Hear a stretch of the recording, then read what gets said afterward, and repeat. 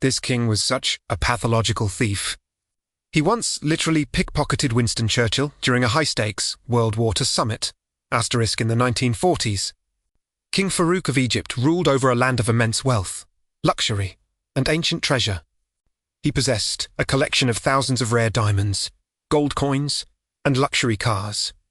Yet, despite having access to anything money could buy, Farouk suffered from a deep, psychological compulsion. He was a master kleptomaniac.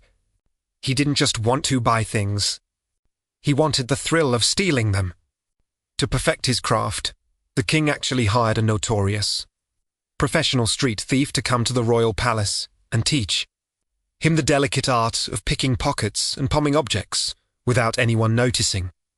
Farouk would regularly put on disguises, sneak out of his palace, and wander the crowded, dusty streets of Cairo to steal wallets, watches, and cheap trinkets from ordinary citizens, laughing about it later with his guards. But his obsession eventually moved from the streets to international politics. During the height of World War II, British Prime Minister Winston Churchill flew to Egypt for a top-secret conference with world leaders. King Farouk hosted a grand royal dinner in Churchill's honour. As the leaders sat close together, discussing military strategies that would decide the fate of the world, Farouk saw an irresistible target. Hanging from the British Prime Minister's vest was a priceless, heirloom gold pocket watch.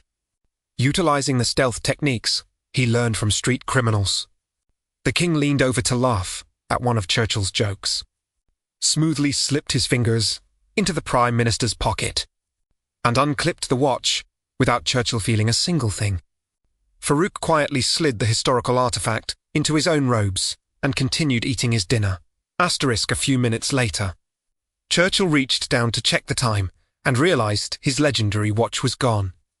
He panicked, slammed his hands on the table, and loudly declared that a thief was in the room. The entire dinner ground to a screeching halt. Royal guards began whispering, and an international diplomatic crisis was seconds away from exploding, realising he had gone too far. King Farouk put on a fake smile, reached under the table, and dramatically held up the watch. He told a furious Churchill that he had just found it slipping onto the floor and handed it back as a joke. Farouk's out-of-control greed eventually ruined him. He was overthrown by his own people years later. When the public raided his palace, they found mountains of stolen goods, including an ancient ceremonial sword he had stolen straight out of a museum coffin.